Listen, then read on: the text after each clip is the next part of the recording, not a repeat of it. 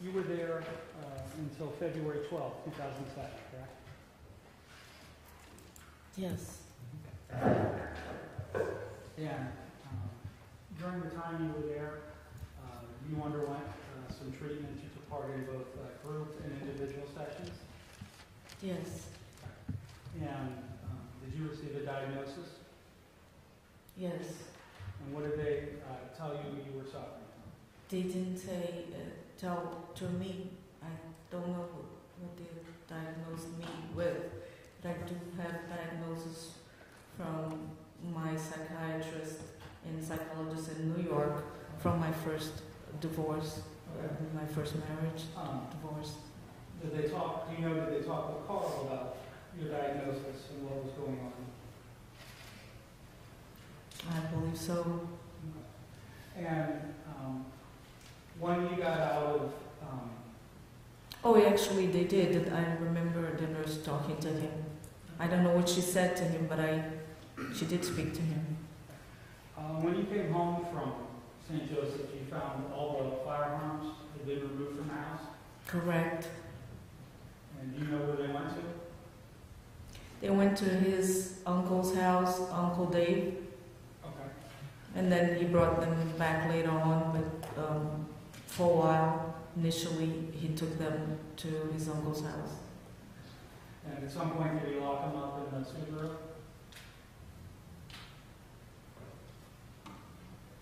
I don't have that information. And you were prescribed Zoloft and lorazepam at St. Joseph's? That too, maybe a third thing, but at least those two, yes. Okay. And they ordered you to follow up with counseling after your release? Yes, they did. And did you follow up with counseling? We went to one session together, and I went to one session by myself, maybe two. I think one I remember clearly, the other one, I'm not sure. Okay. And Carl stayed home with you for about 5 days after you got out of the hospital? I don't know how many days exactly, but it felt like a week, and he was very nice to me. For the first time, he was buying things for the house, spending money on Bath and Beyond, and bought all new sheets, comforter for us. He was trying hard. And she got out of the hospital on February 12th, and on February 13th, you went to work? Yes. And what happened when you went to work? Got fired in that day. And why did you get fired? Because I missed the important, I was in the middle of an audit for workers' union, and I failed my assignment. I was the only auditor, only accountant on doing that audit. I was doing it all by myself, and I missed the deadline, and it hurt the firm with their client, and they were very upset at me. They fired me. Okay. And after you got out of the hospital, did you start thinking about the reasons that you attempted suicide? Yes, I did. And what were the reasons you think you attempted suicide? I attempted suicide because of the pregnancy, his refusal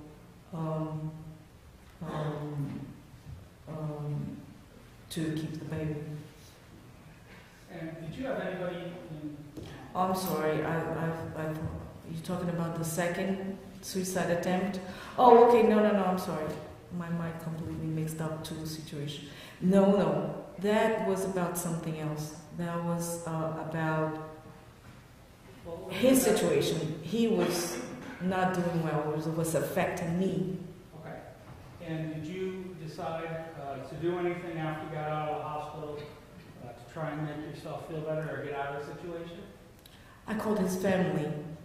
I called his family to let them know that he was sick and he needed medical help, psychiatric help. I wasn't able to help him anymore, to stand up to him. I wasn't strong enough by myself to control him. I needed help from his parents or from his family.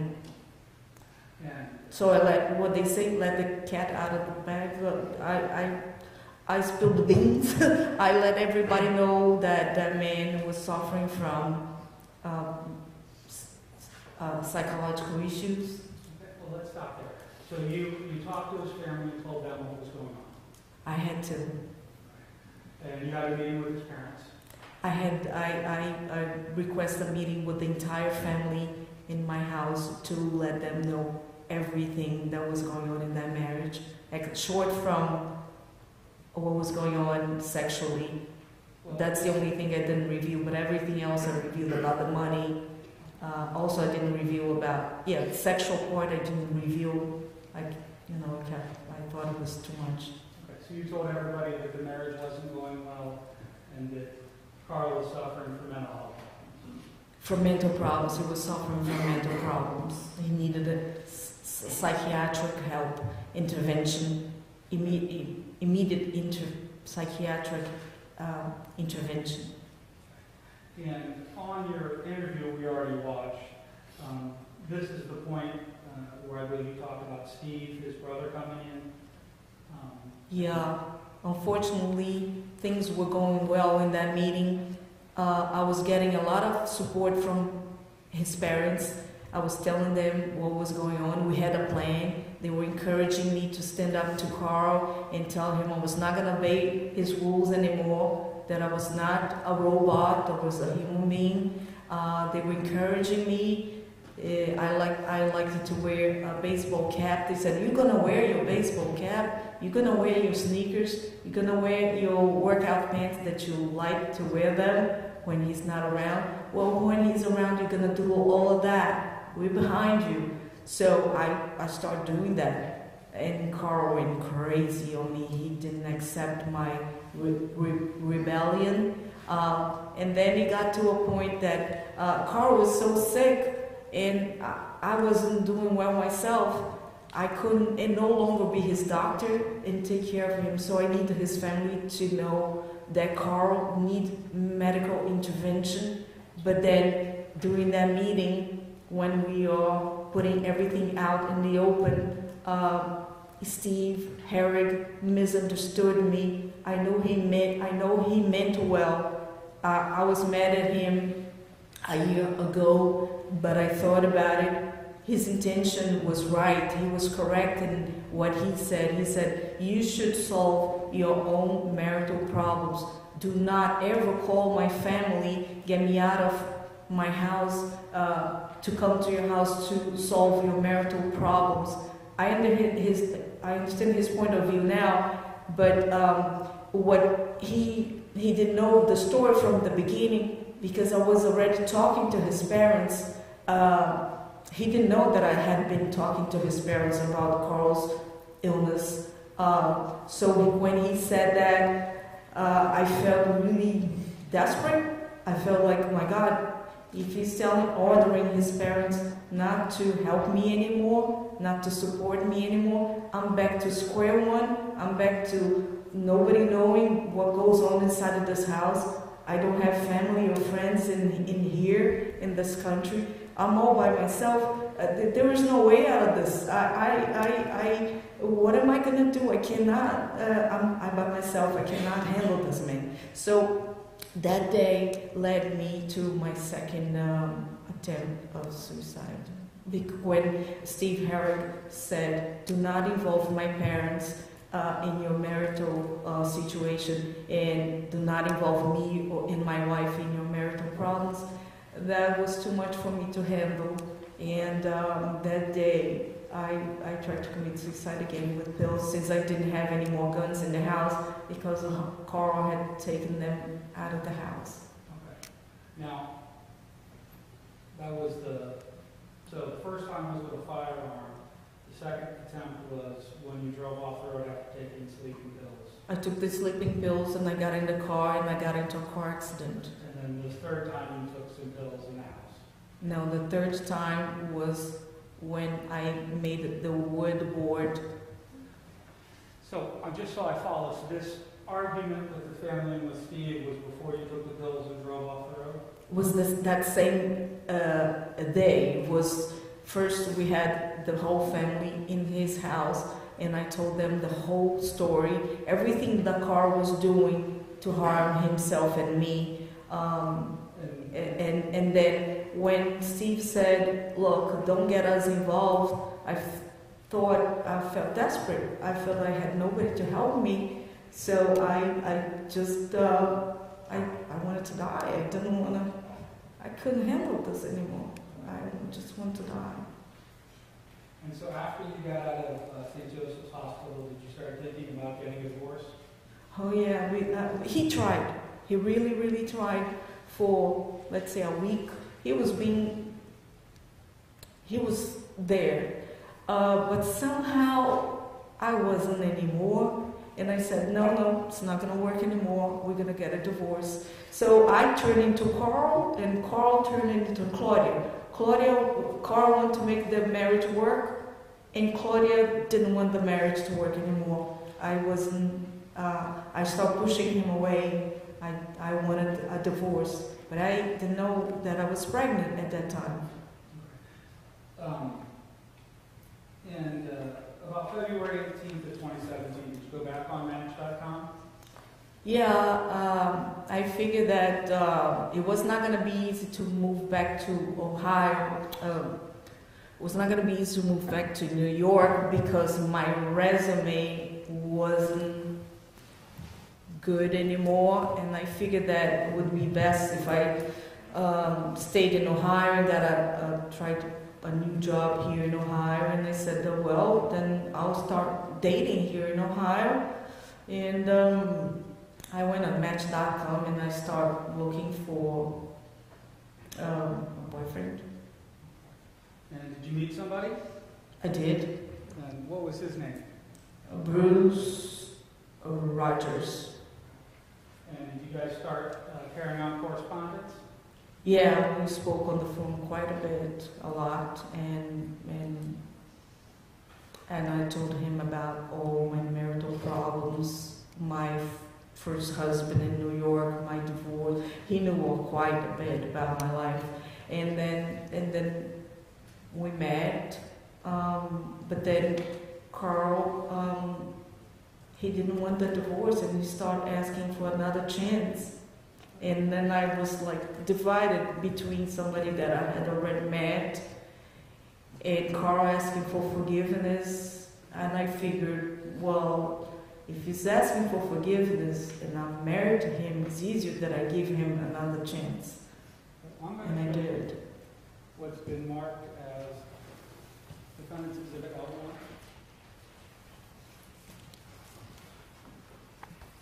Did you recognize that?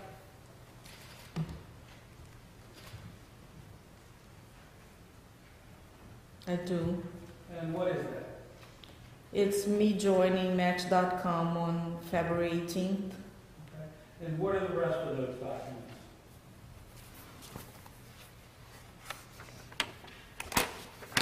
The second page is, hi Bruce. Well, don't read me, just... Yeah, hi Bruce. And my first, it's 2 lines here, me contacting Bruce. Okay, it's you about contacting Bruce.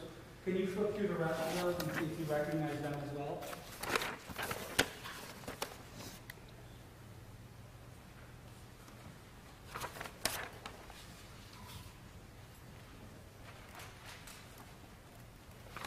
These are emails that I exchanged with Bruce, quite a bit, quite a lot of emails here. Are those true and accurate copies of your communications with Bruce? Yes, they are.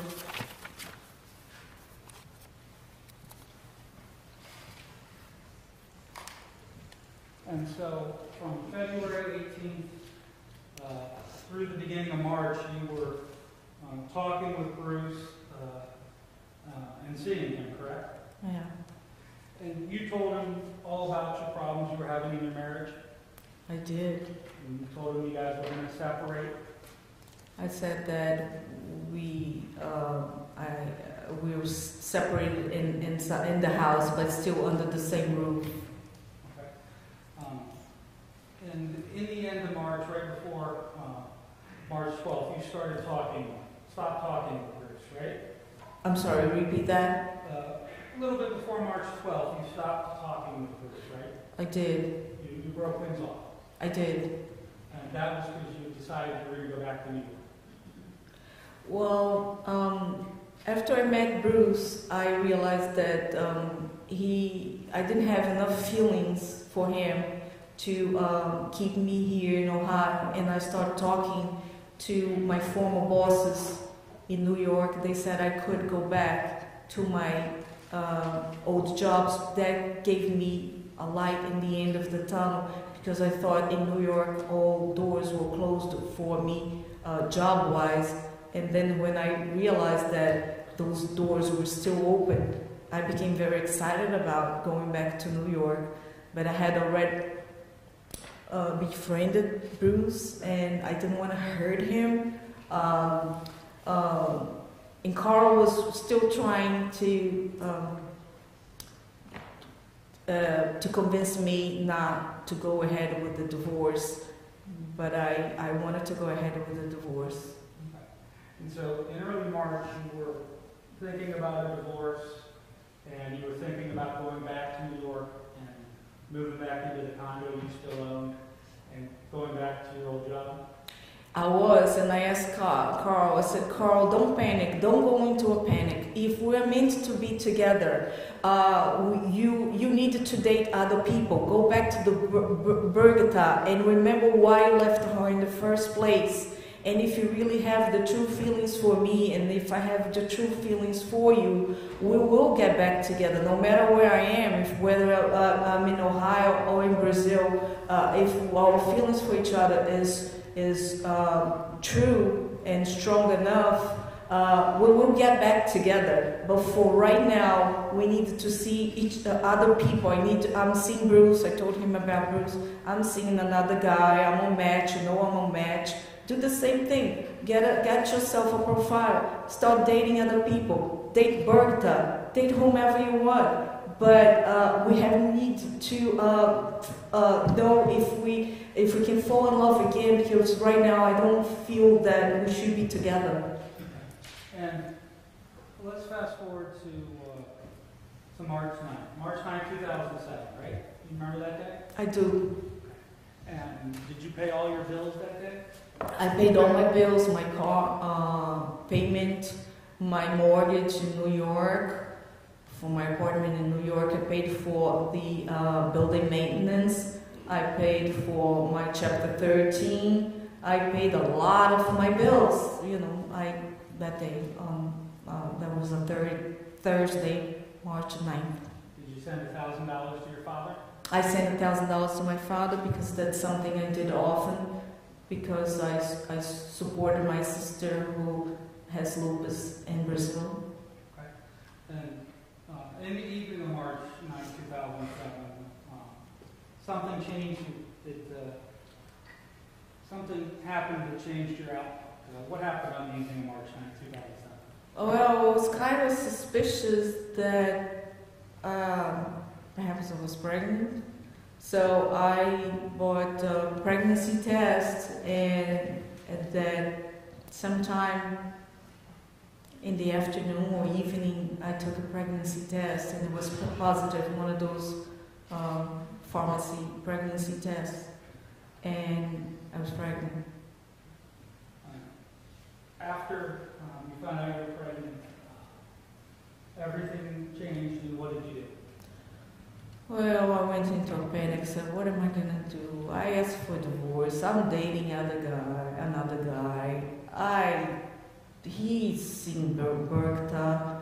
What am I going to do now? I'm going to tell him that I don't want this divorce anymore. I freaked out. And pregnancy was never a reason for Carl for him to think that that's the reason to make things work out. So I knew my chances of reverting the damage of pushing him away, telling him to go date Bertha or whomever he wanted to date, me dating another guy. He saw that I had a profile. I thought I'd done so much damage to my marriage. And now if I tell him I'm pregnant, my chances of me fixing this damage is very small. I'll prepare plan B, which is if I cannot reverse the damage, if I cannot convince him to try one more time, I'm gonna kill myself because I have no job, I have no means of supporting this child, and I cannot have an abortion. So I really thought that my only way out of that mess was to kill myself. And that was plan B. What was plan A?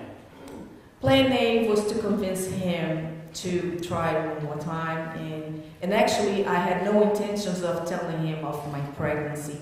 I thought, let me first fix the first damage of pushing him away, pushing him to Bertha, make him forgive me for dating another guy, and if I can convince him of that, if I can bring my pregnancy, like at least carry this pregnancy at least 2 or 3 months more, then he won't force me into an abortion, because he's not going to do that. If I'm like 5 months pregnant, 6 months pregnant, he's not going to force me into an abortion at that point. So my plan was to hide the pregnancy from him and try to make him change his mind about the divorce.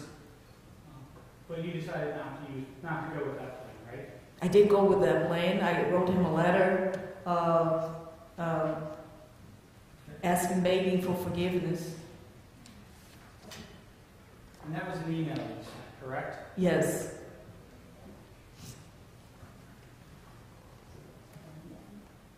Now, you sent that letter to both Carl and also Chris Swegan?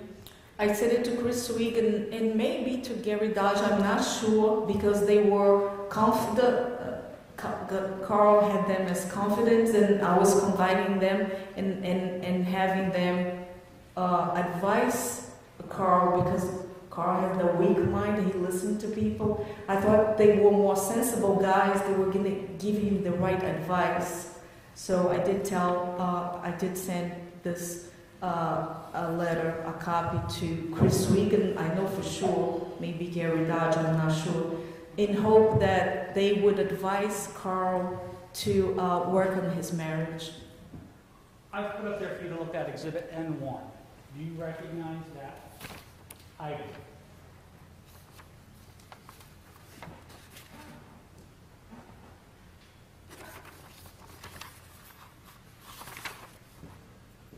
Yes, do. And what is that? That's the email that I wrote on the AM hours of March 12th. Okay. So this is the letter we're talking about? That's the letter I'm talking about. And That's the same letter I gave to Carl when he got home on Monday morning. Okay, so let's go back. So March 9th, you figure out that you're pregnant. Now, Carl is out of town flying on December 10th and 11th, right? Or March 10th and 11th, he's out of town. Yes, he is. And he's going to come back on the morning of the 12th. Monday morning, the 12th. So you type up this long letter and you email it to him so that he'll get it when he comes home on the 12th. I emailed it to him, and I sent a copy to Chris Swegan, and I printed a copy and I handed it to him. So I sent it I sent it to Barbara Silver, my friend in New York. I sent it to more people. Okay. And so you sent this letter to various people. Now, that was on the early morning of the 12th, right? Yes.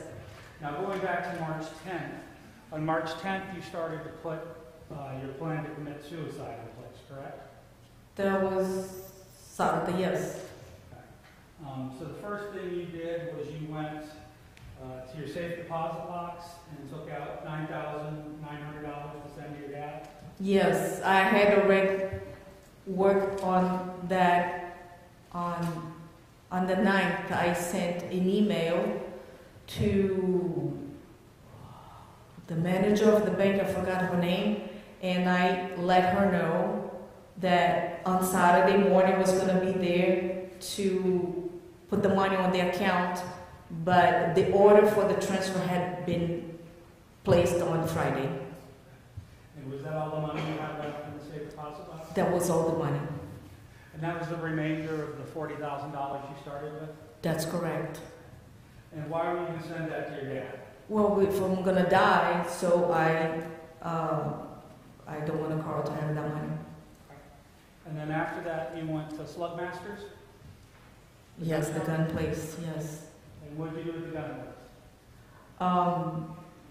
I wanted to buy a gun to commit suicide. And you bought a .357 Magnum? I don't know what those numbers mean. I bought a gun with 5 bullets. I don't know what they mean. You bought a revolver with that would hold 5 bullets, right? That's what I did. And then you went to the shooting range? Yes. Now, you knew about Slug Masters and the shooting range because that's places Carl had taken you? Yeah, Carl always took me there. And so you went to the shooting range to practice with the gun? I went there to practice with a gun. Now, at Slug Masters, you had them put a laser sight on the gun? Yes, I did. Why did you have them put a laser sight on it? Because I wanted to understand what recoil was. There was a file on the internet that I downloaded with the various methods of how to commit suicide. And the best one, the safest, the most effective was with a gun. So in Ohio, in New York, you could not have had that plan in action because you cannot buy a gun in New York. But in Ohio, I could buy a gun. In New York, the best plan would have been to jump from a building. Since I was in Ohio, I was going to kill myself with the gun. And I needed to understand about recoil, because the recoil is when you point here, but it's not going to shoot here. It's going to shoot below, above. The gun moves, so you don't hit your target. And they said most people, when they try suicide with a gun, more than 50%, or a great number, they wind up losing their face and not dying and still living. I said, man, if that happens to me, I'm gonna be in worse shape. If he treats me when I'm beautiful, young, and what's he gonna do to me if I'm missing my face?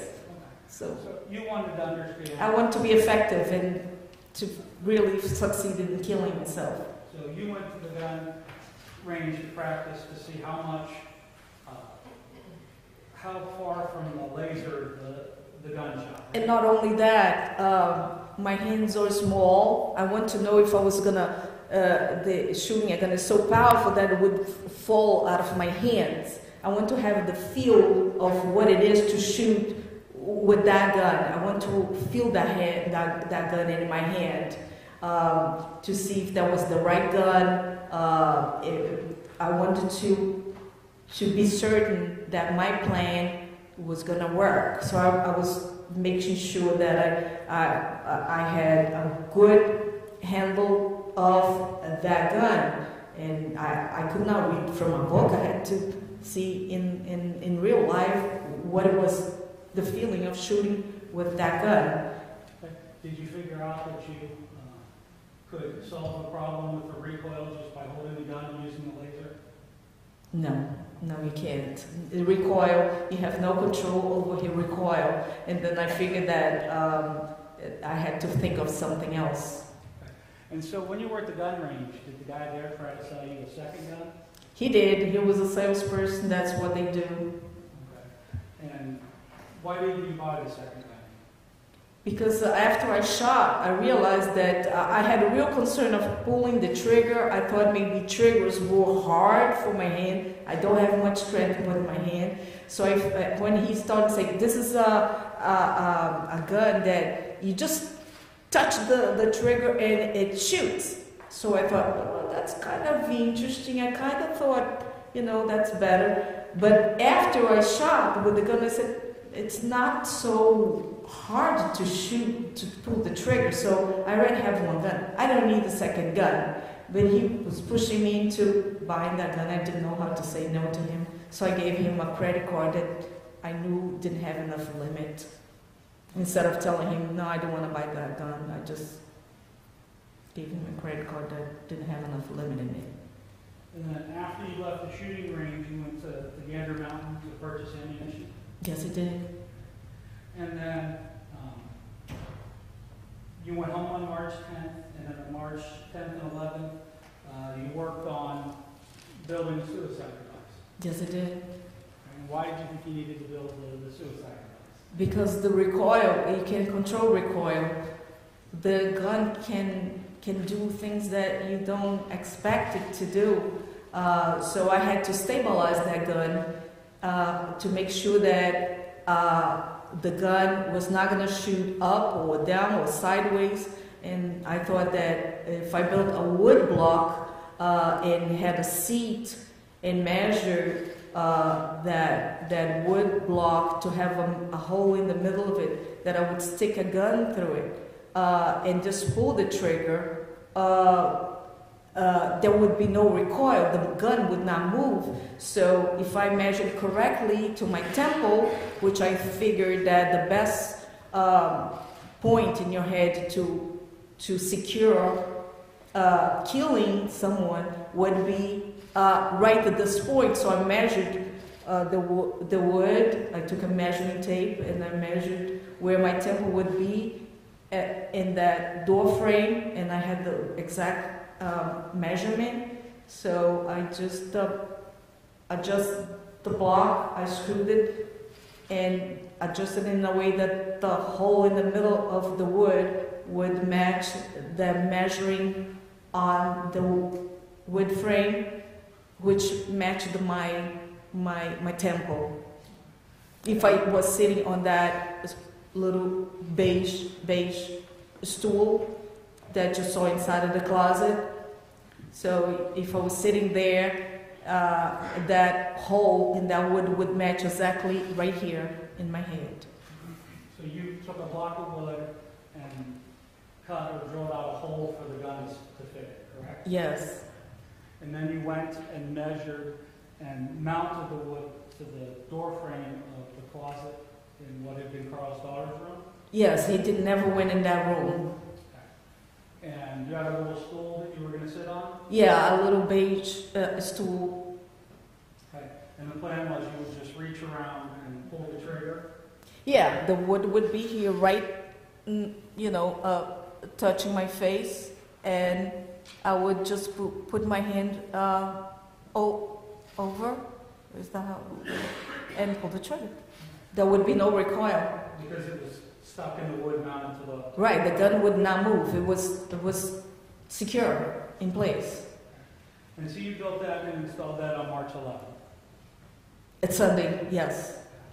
And then that evening, you got on your computer and searched the internet for suicide by 357, suicide by gun, and researched people who killed themselves by suicide or killed themselves by firearms? Yeah, I spent many hours looking for stories of people that they commit suicide with a gun and what they looked like after they shot themselves. What the possibility?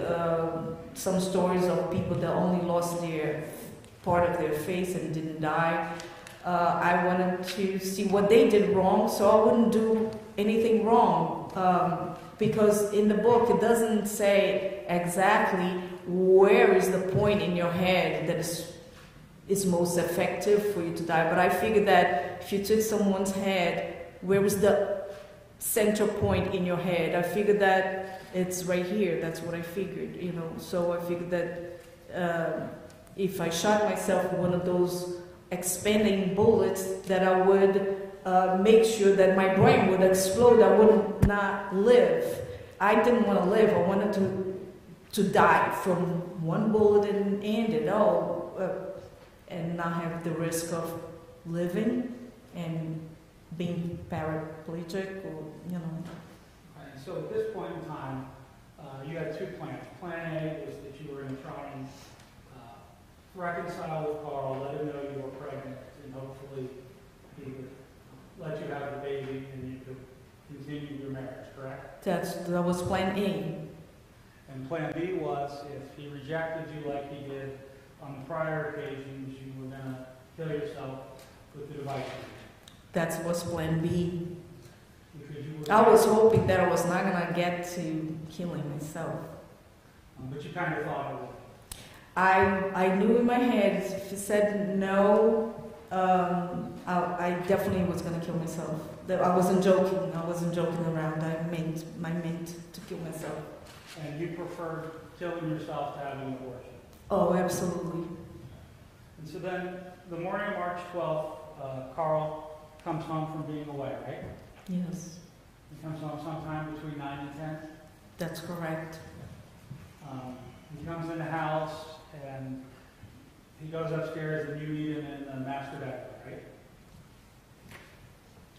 right? Some point we made it to master bedroom, but maybe I met him by the door, and I think I met him by the door, and I gave him the letter for him to read. Okay. I think he read the letter. I don't remember much of that, but he did read the letter. Yes, Okay. But eventually you guys ended upstairs in the master bedroom. we did. And it was that point that you showed him the pregnancy test. I did. Now, earlier you said your plan was to let the pregnancy kind of get along to the point where he couldn't say no. Right. I was not planning on telling him that I was pregnant that day. It was my emotions that got the best of me, and I showed him the pregnancy test, even though it was not my plan to show him my pregnancy test. And how did he respond to the pregnancy test? He said he didn't care that I was pregnant. What else? It didn't mean it was not a, that was some subject he didn't want to talk about. And did you talk to him about having an abortion? I asked him why can I have this baby. He said we discussed that, and I don't want you to have a baby. I'm not gonna have a baby. He gave me a bunch of reasons why I couldn't have a baby, and I asked him a bunch of times why, and he always had one excuse worse than the other. One was that he never wanted to have another baby. He never wanted a baby in his life, but he had two. Never wanted to be a father, and his first wife trapped him into marriage by being pregnant, and he didn't want to.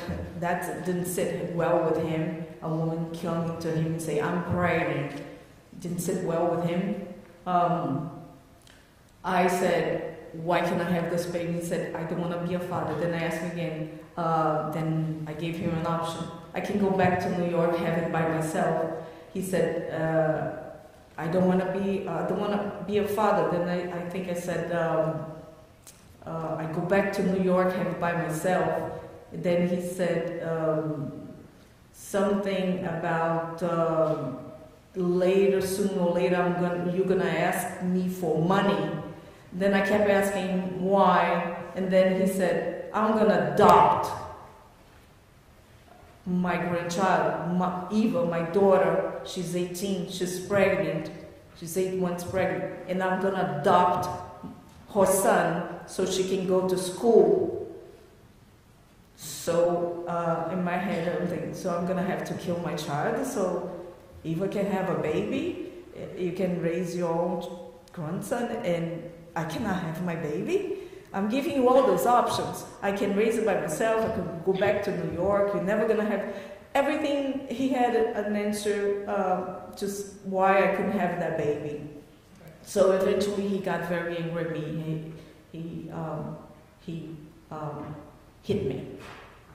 Well, let's stop there and back up for a second. Was that the first time you had heard about this plan to adopt Ava's child? Oh yeah, never. That was such a betrayal. I felt so hurt by him saying that he was choosing between another baby and my baby. He didn't feel like a baby was his. It's like it was only my baby. Okay. And I think you ended with so the argument kept going, and then you said he hit you. He hit me. And where did he hit you? He just grabbed me by my throat and threw me on the bed, and then we start a struggle. And what happened next? Eventually he stopped that, and he came to his senses. He stopped, and he asked me to leave. the room that he was going to shower, and he said we're going to continue that conversation after he showered. And you left the room? I left the room. Did he lock the door? He locked the door from inside, yes. Okay. And after you left the room, what did you do? Took forever. I was anxious, so I was walking all over the house, up and down. And since I thought about sleeping pills, I had no more sleeping pills in the house because I had taken them all a month before, almost to the day. So I found a bottle of moonshine in our kitchen, something that we bought when we went to Brazil on our trip. Never opened it. That day I opened it and I started drinking. And I'm not used to alcohol. And I started drinking that to try to calm myself down. And as you started drinking, what did you start thinking about? I started thinking, this is not gonna work. I'm gonna really have to kill myself. And I was really imagining me dying. And I was thinking of other ways of convincing him to let me have the baby. So my mind was racing in both directions. In the direction of killing myself, imagining the whole thing, and in the direction of what else can I say to this man to make him change his mind about this baby. I cannot raise this child by myself. I basically wanted him to change his mind and make the marriage work, so I had the financial means of raising a child, because by myself I didn't think I could. And at some point did your thoughts turn to the gun you bought to commit suicide? Well, I thought my chances were very, very small of making him change his mind. He was already seeing Bergta or whomever he was seeing.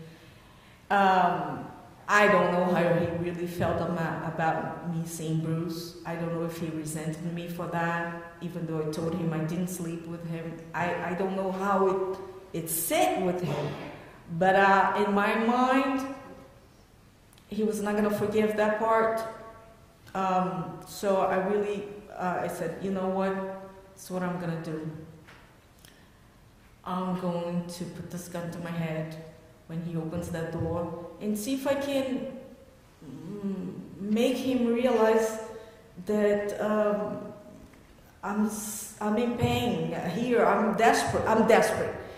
I want him to realize that I'm really desperate. I want him to take me seriously, and I want to talk more. I thought that maybe if I had more chance to say more things to him, if we sat and looked eye to eye, I would have a better chance. So all I wanted is more of his attention. When I put that gun to my head, I didn't really think at that moment I was going to pull that trigger. I want his attention. Well, let's stop there and go back. Where was the gun? The gun was in my pocket. First, initially, it was in a little bag, they call it, it's this small, with a small strap. And then I moved it from that, while I was pacing inside the house, it was in my shoulder inside this bag.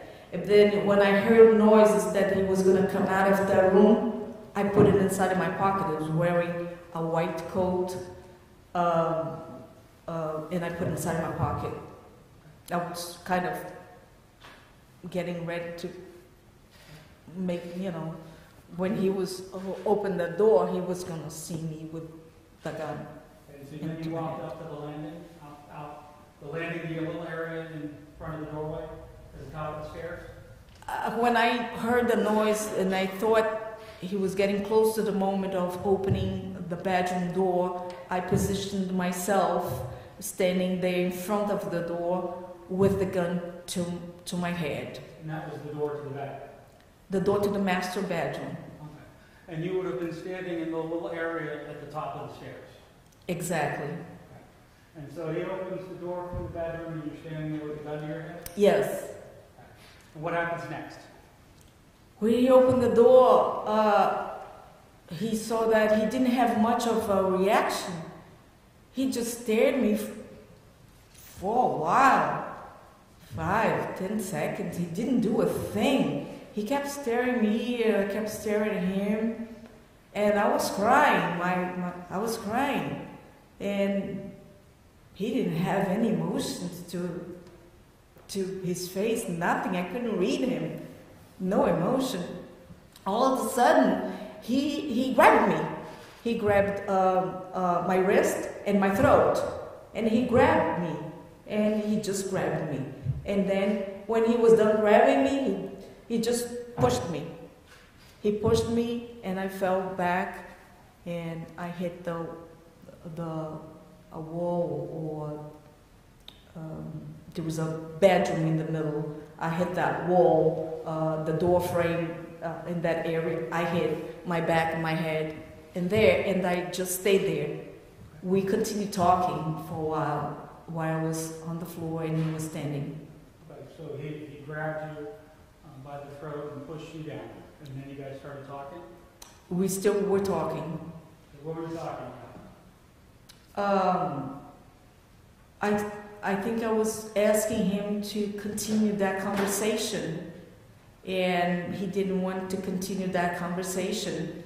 And he ended that my attempt of talking to him and convincing him to talk more with me. He cut me short, and then he just said that he didn't care. He thought it was a good idea. Well, let's stop there. When you said you two were talking, were you just talking to him, or was he talking back to you? I was doing the talking, and he was doing the, like, shaking his head like we're done talking. And then I cut you off when you started. What did he say? I was talking, I said maybe 3 or 4 sentences, and he just kept shaking his head like, no, I don't want to talk anymore.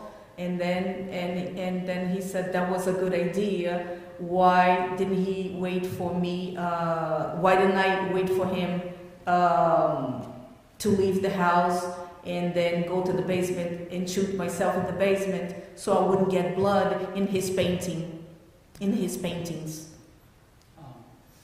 Paintings, what I mean is pictures hanging on the wall by the stairway. Carl collected paintings.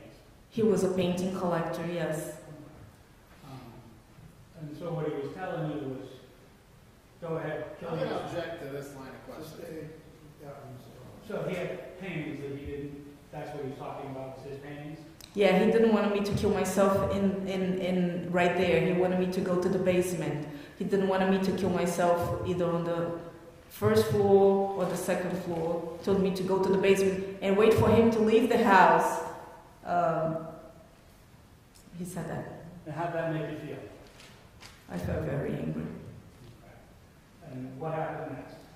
Well, I thought to myself, well, that's it. There's no more talking. I'm going to kill myself. But you know what?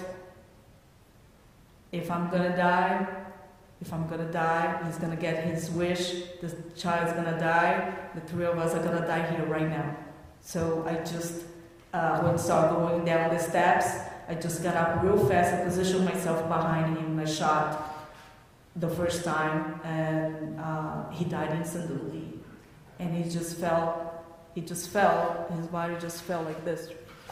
And as he was going down, I think his right foot was still up in the air. And that's when it buckled and he lost his right shoe. And his body just went boom. It just, in my head, he was on the 3rd step going down. Maybe he was in the middle, maybe 4th, 5th, but he was in the middle of the stairs. And since he didn't make that sound, if you were paying, since he didn't make that sound, didn't move anymore, I I know he died from the first shot, and then. Well, let's stop right there. So you were at the top of the steps, Mhm. and you shot him as he was walking down the steps, Yes. and you shot him once. I remember shooting the first time very vividly. I was on top of the stairs. And you think that shot killed him. I know it did, Okay, and why did you think that shot killed him? because he made no sound ever of being wounded, of hurting, and I saw that he never moved. The position that he felt, the position that he fell on the floor, he never moved from that position. And so he fell on the floor at the bottom of the steps? He did. And then what did you do? I want to say that I went down and shot him. Shot more. I don't know. I didn't know if I hit him or not. But in my head, I shot 3 times, and I hit him 3 times, saving 2 bullets for myself. I didn't realize that I had shot 5 times, but I know for sure in my head that I shot and hit him 3 times. So you're walking down the steps and you shot him? The first one, I was on top of the stairs, and he died from this one, I know for sure. But in picking through my brain, I kind of see myself going down those steps and get to the bottom, and I believe the shot number 2 and 3, I was next to him downstairs. Did you check to see if he was still alive? I did. I checked his breathing. Not at that second. I checked when right after I killed him, I shot him. I went to the bedroom where I had the wood block, and I put the trigger to kill myself. Since I had already shot 5 times and I thought it was only 3, I put the trigger once. It was very, very difficult, but I did. My blood was hot, and I did pull that trigger. Nothing happened, and I thought, I don't know. I pulled the trigger a second time. Nothing fired. It was, what the heck? What happened here? It was so difficult. So I said, you know what, maybe the bullets are bad or something happened to this guy, I don't know. I ran to the basement to put 5 new bullets in the gun. And at that point, I stopped and I saw his body, I realized what I had done. And I said, let me see if he's still alive, I'm gonna call 911. And I checked for his breathing and I checked his pulse. He was dead. So I said, you know what?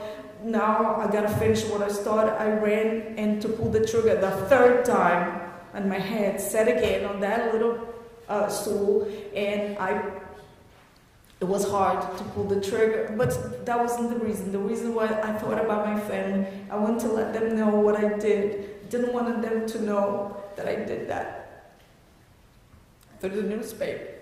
So I called them and I said, look, I did this. I lost my mind. I did this. I killed Carl. And I'm about to kill myself. I just want to say goodbye. And you told I just want to say goodbye to you. I'm so sorry that I did that. That I let you down. I'm so sorry. And then I called my sister from the landline, and I called my father from the cell phone. And then I think they called each other from another phone.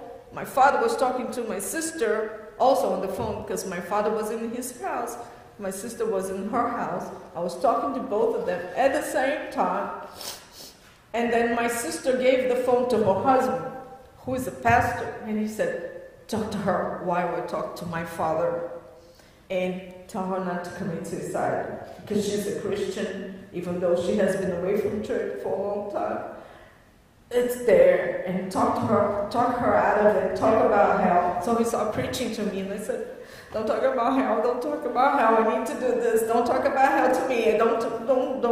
That's not true. People that kill themselves don't go to hell. I gotta go. I gotta kill myself. Then I wasn't so sure that people that kill themselves wouldn't go to hell. So I kind of got scared. So my father started, I don't know, either my sister or my father, they were talking among themselves. I didn't hear that. They called somebody, some lawyer, somebody that advised them, look, in Ohio there's death penalty. Get her out of the country.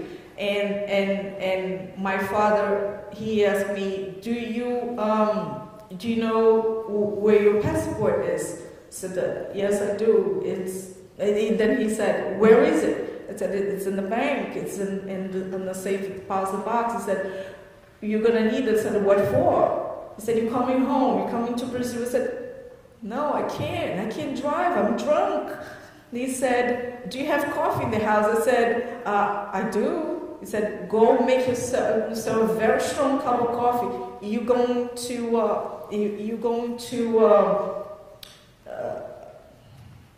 neutralize a little bit of this alcohol in your system. You're going to be able to drive. I said, I can't. I have nothing to. I want to die. I have nothing to live for. I don't. So I was telling him I was not going to go. He was telling me that I was going to go. And he started asking me, directing me. He started directing me. He said, go to the bank. Do you have money? He asked me, do you have money? I said, yeah, I have a little bit of money in the bank. He said, go to the bank, get your passport, get whatever money you can get, and drive to the airport, and you're going to get on a plane, and you're going to come to Brazil, you're going to come home. And I thought, what for? My life is over. My father was directing me, and my father was not the type that would ever direct me or tell me what to do. I felt like that little girl that Daddy is taking care of. I allowed myself to be directed, and he directed me out of that place. I didn't even really have a reason to leave that place. I wanted to call the police and get it over with. Since I was not going to commit suicide anymore because my brother-in-law instilled that fear of death in me, of hell, I said, I'm not going to kill myself. I'm in bigger trouble. I caused them bigger trouble. Now the man's dead. I'm alive. Everything went wrong. I don't have the courage to kill myself. So it got worse. So I didn't really want to live. But I was going to call the police, and, you know, I have no reason to live. But my father didn't let me.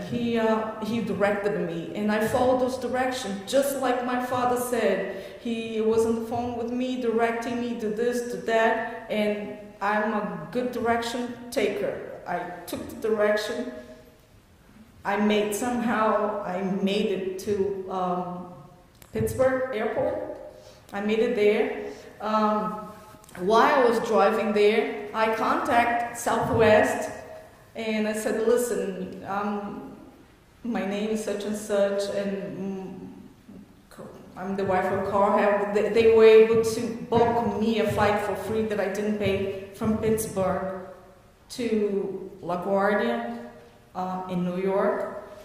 I didn't pay for that part of the trip, but I did pay for my trip in cash from New York JFK Airport to Brazil. I paid that in cash. It was $900 something. Let's stop there and let's walk back. We get back to the house. You talked with your dad on the phone, right? I spoke with my father on the phone. Okay. And after you talked with him on the phone, did you go do something on the computer? Oh yeah, after that I went to look because there are two ways to get to New York, either through Pittsburgh or to Cleveland Airport. So I went to see which airport there was a flight to New York. So I figured that Pittsburgh was the better flight to New York. Okay. Yeah. And then at some point, did you cover Carl? Yeah, I took my comforter from my bed and I put it over his body. I never touched his body, never moved his body, but I put that comforter over his body. And why did you do that? Because I thought if somebody came to the window, they would see his body, and then I wouldn't have enough time to leave the country. Okay. Did you pack anything up? Did you pack a bag? Did you pack stuff? Not a single thing. And after you left the house, did you drive to the bank? I went straight to the bank. Why'd you go to the bank? I needed my passport that was in the safe deposit box, my school records, and some other documents. And I had $3,000, $3,400 in my checking account, so I withdrew only $3,100, and somehow I left the $300 in there. I was a little paranoid. I thought if I take the $3,400, somebody's gonna stop me here in this bank. Is gonna say, "What did you do?" Or "Why are you closing up at the account?" Or "Can we have a minute with you so we can talk you into not closing up the account?" I don't know, a million things, and I got paranoid. So I figured that if I left $300, wouldn't be so obvious that that I was going to Brazil, something like that. So I was a little paranoid at that point. Now, when you talked to the officers on the video, you told them it was about $1,000, right? Yeah, because it was a long time ago. I didn't even, in my mind, it had 3 zeros, so I thought it was $1,000. But when I saw my bank records, I saw it was actually $3,100. It was a long time ago. I don't remember much of the details. After the moment that I shot Carl the first time, everything's kind of fuzzy. The next 48 hours are not very clear on my mind. So you drove to Pittsburgh Airport and flew to LaGuardia. Yes, And the flight to Brazil left from what airport? from JFK. And did you have a plan on how to get from LaGuardia to JFK? Well, they are 5 minutes apart. Just take a cab, but I wanted to save as much money as I could. So I called a friend of mine and asked him for a ride. He was not available. And so then you took a cab from one airport to the other? Yes, And then you bought the ticket and flew to Brazil? that's correct. Where did you fly to Brazil? The flight was New York, São Paulo. São Paulo? São Paulo. And where's your father live? My father lives in Rio de Janeiro, but there was no straight flight, so I had to buy another ticket to fly from São Paulo to Rio, which I did. And so you got to Rio and were reunited with your father? Yes. And how long did you stay with your father? About 3 or 4 days. And where did you go after you stayed with your father? Well, before that day, I just met with my father at the airport area. We cried together. I told him everything, and I said, "Dad, you know what I'm gonna do next, right? I only came here to hug you, to give you a kiss. You know I have to do this." I didn't say the word suicide, but he knew what I meant. I gotta do this. I gotta finish what I started. I gotta do this. He knew. He didn't know that I was gonna had ideas of jumping from the 19th floor of a hotel room in Copacabana. But he knew that I was gonna kill myself. So he tried to talk me out of it. I said, "There's no talking me out of it. There's no talking me out of it. Don't try." So after I spent a couple of hours with my father, I said, "You have to go, because I'm not going to involve you with this. The police is going to go be after me, And if they catch me in your house, they are gonna arrest you.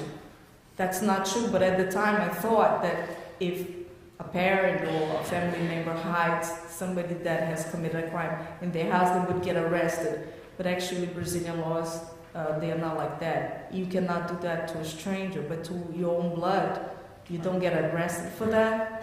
So let's move on here. So you were going to go to a hotel in Copacabana and kill yourself, right?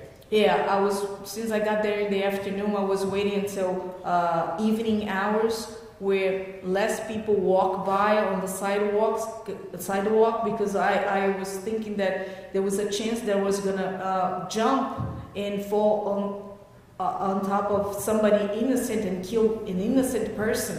So I was waiting for evening hours where there are less people walking on the sidewalks, on the streets. But you didn't kill yourself. No, because after I got to the hotel, I called my father and I said, Dad, I'm here, I'm safe, I'm in a hotel room, I'm gonna take some nap, and I just want to say that I love you. And so we said our last goodbye, and I went to sleep. And then I was sleeping, and half an hour, 40 minutes, 45 minutes after that, the phone rings, and I said, who's calling me? And it was my father, and he had that number because I had just called him before to tell him where I was. And he said, I spoke to a lawyer, and I found out that, yes, you can be in my house, I'm not gonna get arrested. You can stay in my house. I'm gonna take you with me. You're my daughter, and I love you. When my father said those words to me, that's what I had waited for 42 hours to hear. My father's not he's not the very loving father. I know he loves me. I know he loves me, Dad. But he never said those words to me before.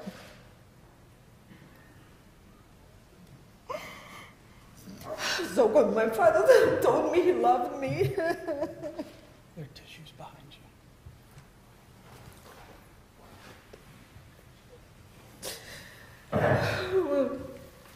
he brought out the little girl in me that just want to be in Dad's arms. So I said, God, I know I'm going to kill myself, but it doesn't have to be today.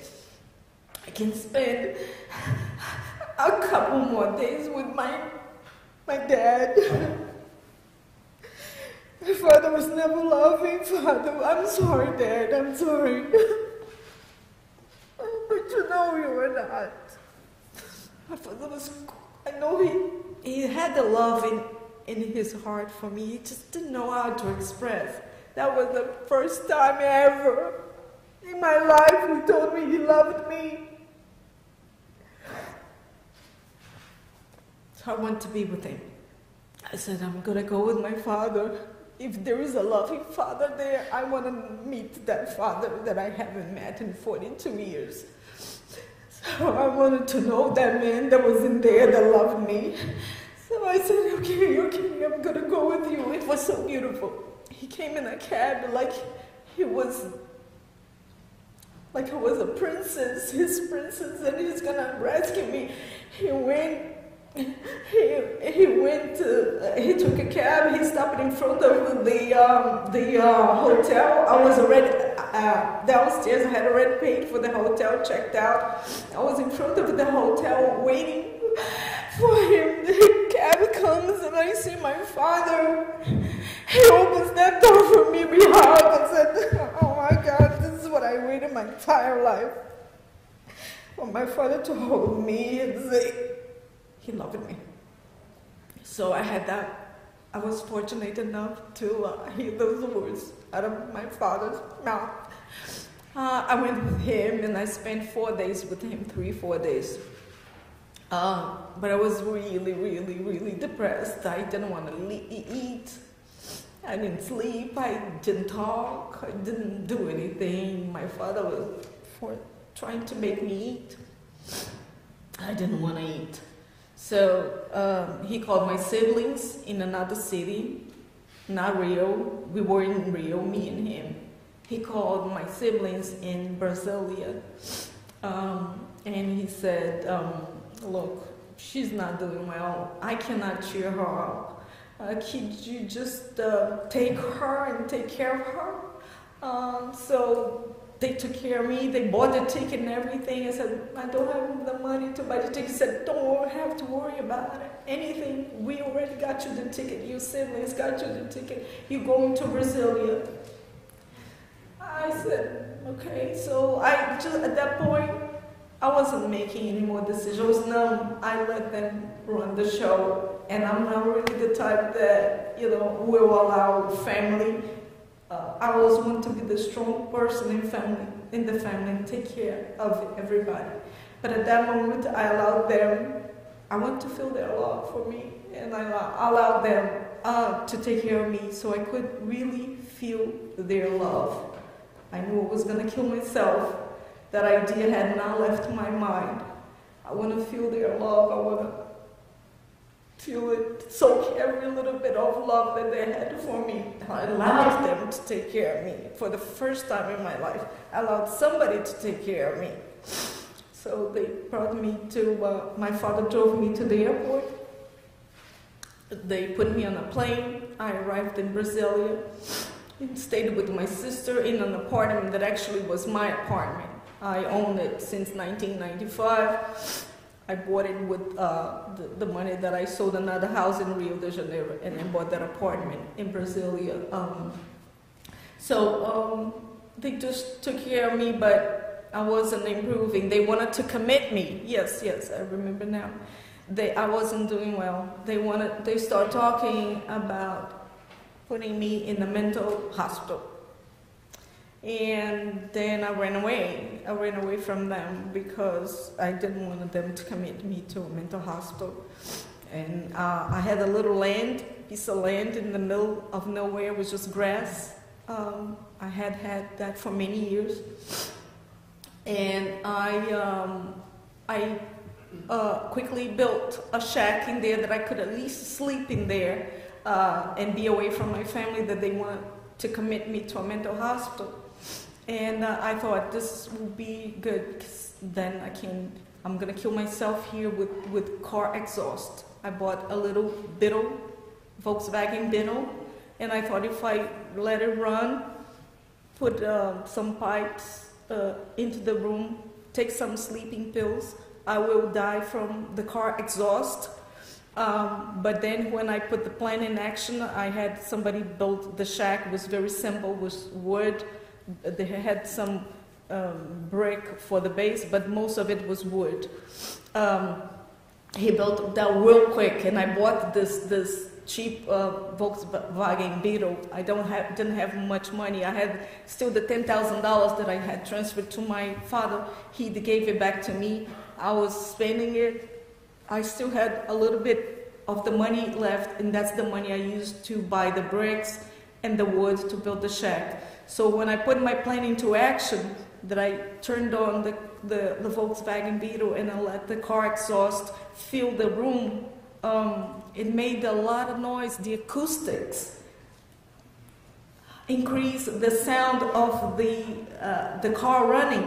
And the neighbors, they went there to see what was going on. Why there was so much noise? I said, that's not gonna work. So I have to wait for a different day where there will be a carnival music festivity. People will be screaming, so they will not pay attention to this car running. So that was months away. We're talking March, and the next festivity month, it was June. I was gonna have to wait until June. So I kept postponing the day I was gonna kill myself. Then I tried jumping from the top of another hotel building. I tried it 3 or 4 times, but it's expensive. Each time I went there, I spent $1,000. It's like, because it's a high floor, it costs more money. But every time I would wait until the late hours, something would happen. Some car would park right under where I had to jump, and I was afraid that I was gonna fall on top of the car and cushion my fall, and I was gonna live and be paraplegic. So something always happened. He said, you know, I cannot afford to keep going to those hotels and pay $1,000 to jump from a building.